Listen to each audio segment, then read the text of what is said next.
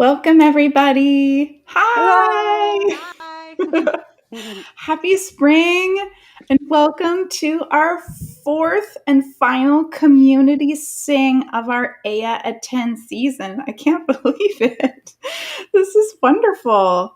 We have a moment of singing for you. This is one of the pieces that I think is one of those songs that packs a really powerful punch in a very small, sort of contained kind of piece. It's by Hildegard of Bingen, and here we have this very special antiphon called O Eterne Deus. And what I want you to do, if you're with us, you are going to need some music. I'm going to drop a link into our chat, and I want you to make sure that you go and you get this link and go ahead and download your score. What you have is a modern transcription of this chant that we're going to sing and, learn and sing together today. And hopefully you will be able to get that and follow along with us today. Or if you're catching the replay, you can still go ahead and download that at any time. And of course, while you're there, go and check out all the other great things that we have for you too. So, what I want to do is introduce my colleagues, Kristen and Crossley. We are EH-yah, and as I mentioned earlier, this is our EH-yah Attend season. This is our 10th anniversary, and we have only a few weeks of events left until our culminating performance on April 16th. This is called The Unicorn. Now, the reason I chose this piece for us to learn today is to be able to hear something that will be presented on that program. The Unicorn, as you see there, April 16th, this is the culminating performance of this spring season and really of the whole season that we've been enjoying since September of 2020. And we're so, so happy to be celebrating with you. So if you're tuning in, we have something very special today. We are having a contest giveaway. Now, in all transparency, I actually messed up our last contest giveaway because I deleted the live chat by accident when I was editing. So what I want to do is let you know, if you are joining us on Facebook or YouTube, we have a special little giveaway featuring our Three Mary CD here and some other mystery goodies. So there are 2 winners. So all you need to do is say hi in the chat. I'm here. It's great to see you, EH-yah. Or something, some form of greeting. And we will connect with you. So I think everybody, maybe we'll give a few more minutes to let some other people join the stream. Yes. Hi, Monica. We are here. Sorry if you had some trouble finding us. So what I will do while we wait just another moment for some other folks to join us, I wanted to just introduce this piece. So if you've been following EH-yah or you know medieval music, you know a lot of our sort of the central theme of our season is really looking at the music of women, and very specifically the music of Hildegard von Bingen. In fact, her inspiration, hearing her music, was the thing that really catapulted me into becoming a medievalist. I was so just taken under a spell when I first heard her music. And I've been working on it for over 20 years. So what we have here is a piece called an antiphon. So an antiphon is kind of a general category of a piece of music that would have been inserted in the liturgy. And in the 12th century, at a Benedictine convent that Hildegard was living at, the liturgy was meeting several times per day and chanting the divine office throughout the day, in addition to going to Mass and hearing Mass. So when you are in a Benedictine convent or monastery, you are following what is called the Rule of Benedict. And the Rule of Benedict states that you are supposed to chant all 100 or recite all 150 psalms throughout the week. And the weekly liturgy is based around the chanting of those psalms. Well, guess what? All of those psalms were either preceded or followed by antiphons. So antiphons served a huge, huge role in the liturgy. And there's something so powerful about these antiphons that Hildegard writes. Yes, they have all of this mystic sort of presence, but they are serving a real purpose. And for me, looking at this text, I think about what it must have been like to be sitting in the chapel hearing a piece like this. Say if I were a nun at the Rupertsberg. How I feel almost that Hildegard, as my leader, is also inviting me into the community that she is having, or rather the communion that she is having with God the Father, with the Virgin Mary, and with Christ. She's almost speaking on our behalf. And that's a really lovely way to think about how you could approach the interpretation of this, or how you might understand what she's talking about, or get closer to it at any rate. So here we have this text, O eterne Deus, nunc tibi placeat, ut in amore illo ardeas, ut membra illa simus. Already you can hear some of the lilting movement of the text, and that this poetry was connected very, very much with the music. So I think it's time to step into the music. So everybody, the way we're going to learn our piece today. Hi, everybody. Hi, Steve. Oh, you're welcome for having this community sing. So what we're going to do is we're going to go line by line. And if you have your music, you're going to need it because we're going to follow along. Now, this piece is composed in what's called the Phrygian mode. It has a final of E. However, you see the range goes from E all the way up to the G above the staff. Well, sometimes that just doesn't work when we're singing in unison because you might have all different voice parts. So we are moving this song down a step. So we'll still be in Phrygian mode, but the final, or what we would consider the tonic, is in D, and this is what it sounds like.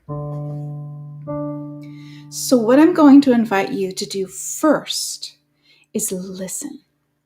As I mentioned, we're going to go line by line, and I will sing the first iteration. I'll sing the first line, and then I'll ask you to repeat it. But before we sing the first line, I want you to just hear the opening fifth. Listen once and then sing it yourself. Have a listen. Oh, now you. Oh, beautiful.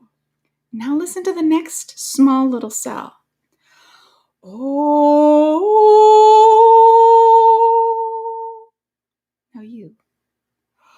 Oh, you hear in that third note this incredible dissonance. And Hildegard loves to play and color with the sonorities here. This piece is rife with them. So follow along now. I'll sing the whole first line and then we'll repeat. Have a listen. O eterne Deus. Now you. O eterne Deus. Awesome. Now, just to give you a little bit of an understanding of what you're going to see in the score, whenever you see a syllable, or really a letter, which would be a consonant, in parentheses, this indicates to us what is called a liquescent, which means in Latin a liquid, or has movement, dynamic movement. It's also known in this specific kind of notation as a plica. And what we do in this instance is we actually close down, we sing the consonant, like O eterne Deus. You're going to hear this throughout the piece. They're really fun to sing. I think they're Kristen's favorite thing in the whole wide world. So what we're going to do is keep going. Let's sing that first line one more time, and then we'll do the second together. Ready? O eterne Deus. Good. Listen to the second line. Nunc tibi placeat. Together. Nunc tibi placeat. Good. We're going to do the first two lines all together, 1 and 2, you and me. Here we go. O eterne Deus, nunc tibi placeat. Yes. Now, I'm going to sing line 3, and then you'll hear Kristen. And you get to sing with Kristen. Lucky you. Here we go. Line 3. Ut in amore illo ardeas.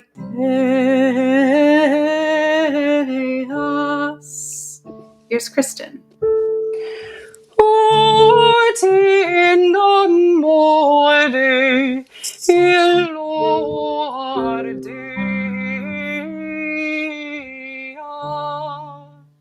Here's line 4. Ut membra illa simus. I love that. Here we go. Kristen. Ut membra illa simus. Good. Here's lines 3 and 4 with Kristen. Ut in amore illo ardeas. Ut membra illa simus. Beautiful. Good job, everyone. Here's line 5. And then you'll hear Crossley. Que fatisti in eodem amore. Crossley. Que fatisti in eodem amore. Good. And here's line 6. Cum filium tuum genuisti. That's a funky line. I'm going to sing that one again before we all sing it together. Listen one more time to line 6. Oh, this is perfectly Hildegardian, this kind of line. Cum filium tuum genuisti. Cross.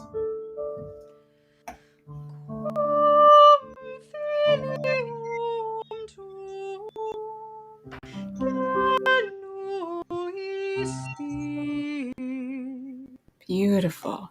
Now here's line 7. In prima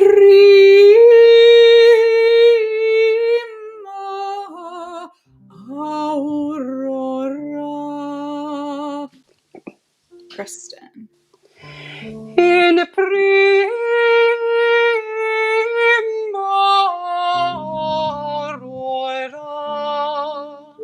Wow, there's some really interesting things in that line, everybody. So just to give you a little bit of just to pull some detail out here. What you see in the word prima, on the third note of that line, line 7, you see a little tenuto marking.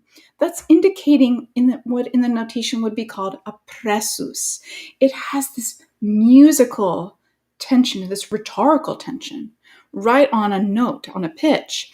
And then you move through into the next part of the word. This is a very detailed word. Kristen, could you sing that again for us? Mm-hmm.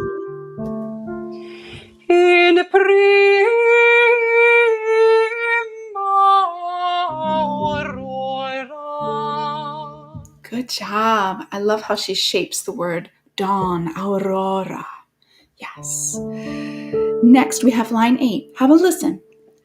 Ante omne creatura. Kristen. Ante omne creatura. Beautiful, beautiful. Next, I'm going to sing line 9, and then we'll hear Crossley. Et in specie necessitatem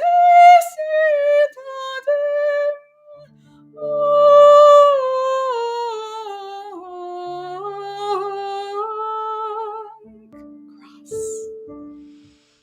Et in specie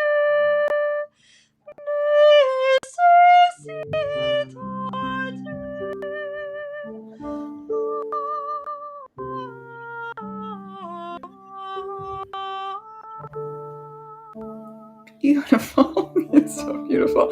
Line 10 is Qui supernos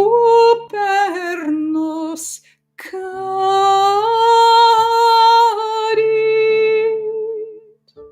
Cross. qui supernos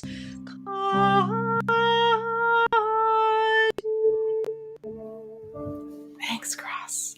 I love how we hear that pressus on the C. And remember that C, just like the opening O, it's a minor sixth. It's that moment of the utmost tension in this mode. That and, well, the minor second, but what we hear, that pressing of falling, of cadit in Latin, of falling on us. You can almost feel the sort of pressure of that.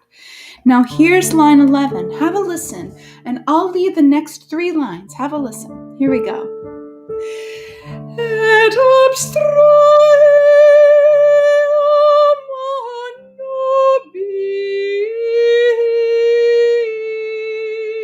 nobis. All together, line 11. Et obstraeam nobis. Beautiful. Here's line 12. Propter feum tuum. Now try not to let that high note scare you. I know you. I know who you are. Please let yourself just follow the breath and allow yourself to just float along on this beautiful text. Through your son, propter filium tuum. Here we go, all together. Ready? Propter filium tuum. You got it. Here's the last line. This is a long one, so listen for where I breathe, and you'll find your way. Et perduc nos in laetitiam salutis.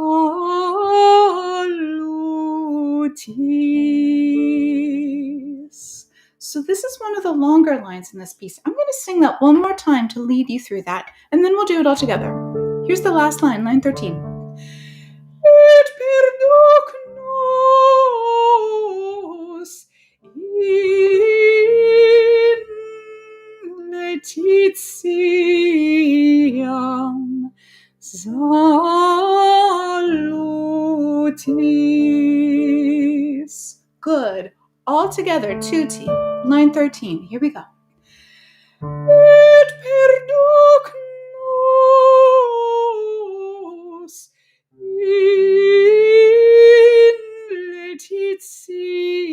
laetitiam salutis.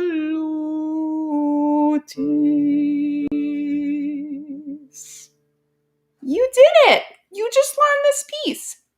Fantastic. We are going to go back to the beginning. So we can say that we worked all the way through this piece and that we are going to sing it all the way through. Now, if you're just joining us and we didn't catch you earlier, a reminder to just take a moment. We are having a giveaway. And in order to be entered in the giveaway, you have to drop a comment in the comments. So please go ahead and drop your name in or just say, hi, I'm here. I'm so excited. I'm having a hard time, whatever it is you are feeling. So here we go. We're going to go to the beginning, okay? Awesome. Just follow along as best you can. It's really awesome that you're here.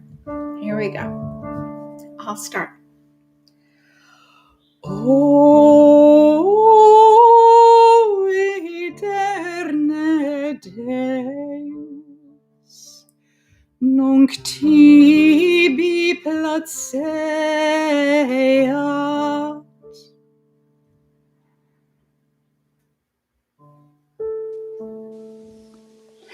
ut in amore illo Deas, ut membra illa simus, qui fecisti in iudem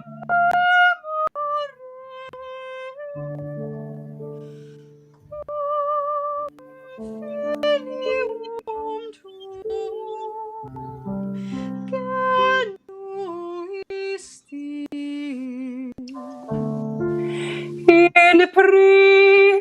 in prima aurora ante omne creatura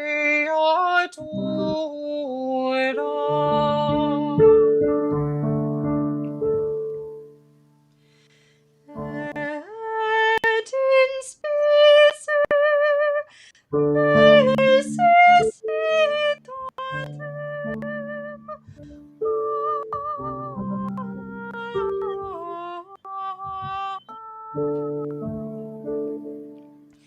qui super nos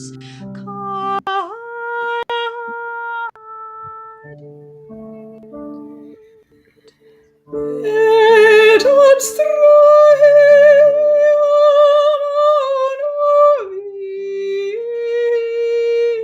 nobis propter feum tuum et perdoc nos in letitiam salutis.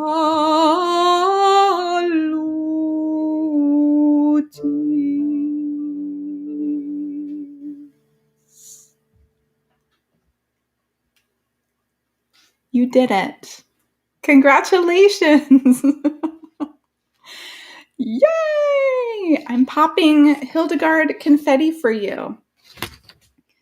Everyone, that is, I think you can sense just the sort of such a unique musical and rhetorical language of Hildegard and her music. If you're interested in more, go to the website.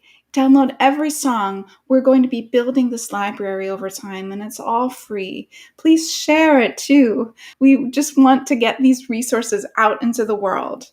So I'm so excited to see all of your comments. Yay!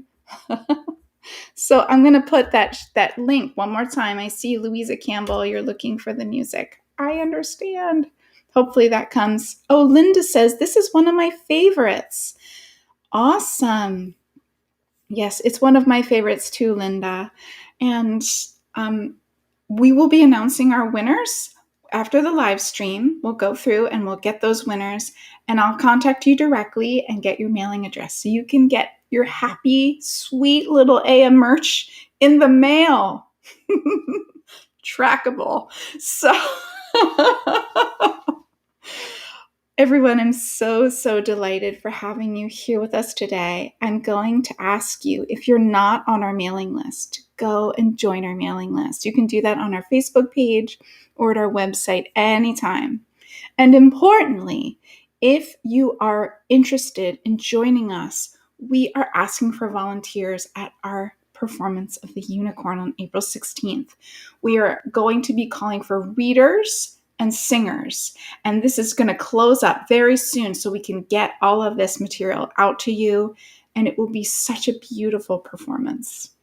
So thank you everyone for joining us. We hope you had fun. If you enjoyed this, let us know. Do we need to do more of these? I'm not sure. But they are really fun, and it's a really great way to connect with all of you.